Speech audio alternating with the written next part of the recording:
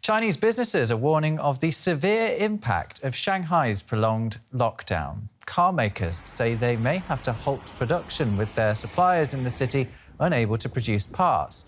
The vast city's 25 million residents have been kept mostly at home for weeks now as the Chinese government maintains its so-called zero-COVID approach to pandemic restrictions. Shipping giants are also warning that the Shanghai lockdown has snarled up the world's busiest container port. Well, let's get more on this from our resident China watcher, Clifford Coonan. Clifford, thanks for joining us in the studio. And just tell us what impact this zero-COVID policy is already having and is going to inevitably have on supply chains. Well, it's going to have a major impact. What we're seeing now is that there's a lot of goods that are just stuck in China. They can't get out. I mean, if you want to get your goods to export them, say, from the port near Shanghai, you can't get them out because you can't even get the drivers to come and bring your goods to the port. So it's a huge logistical issue at the moment that they're facing. And some analysts are saying that it could cause a logistics snarl that would be even worse than last year and the year before. So it could be very serious indeed. Wow, even worse than what we've experienced in the past couple of years, because the knock-on effects of that have been extreme. And I suppose all of this together, could that have a potential impact on how much people want to trade with China and how they want to involve China in their supply chains? Yeah, I think people are thinking anew about how they are sourcing products.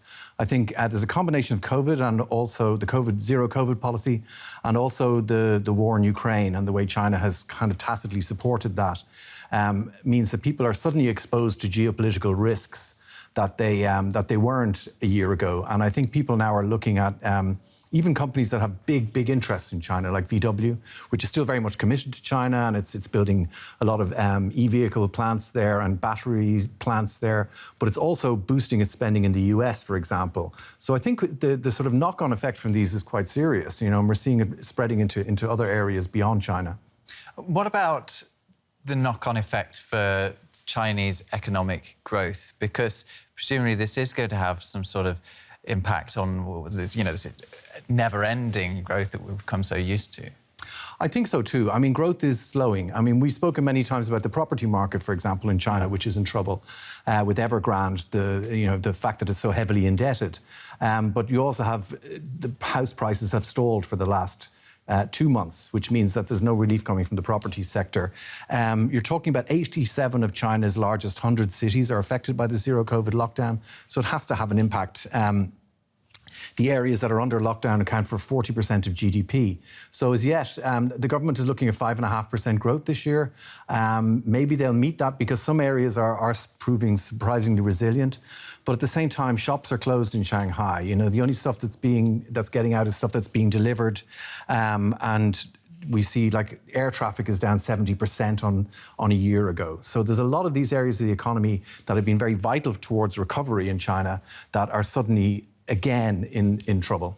What I find interesting is we are hearing from Chinese companies, we're hearing from Huawei and we're hearing from car makers saying that, the zero-COVID is putting pressure on them. It's quite unusual to hear any organisation within China speaking out like that. Is this sort of pressure going to be enough to change the policy? I think so. I mean, there are some signs. The government has said it's going to work with 666 companies to help them get through this. But it's basically where the political and the economic are quite separate, as always in China. But it could be that the pressure, if there's a threat to stability, they will have to intervene in some way.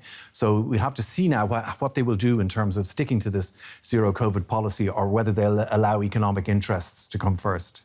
OK, Clifford Coonan, thanks for staying across that for us.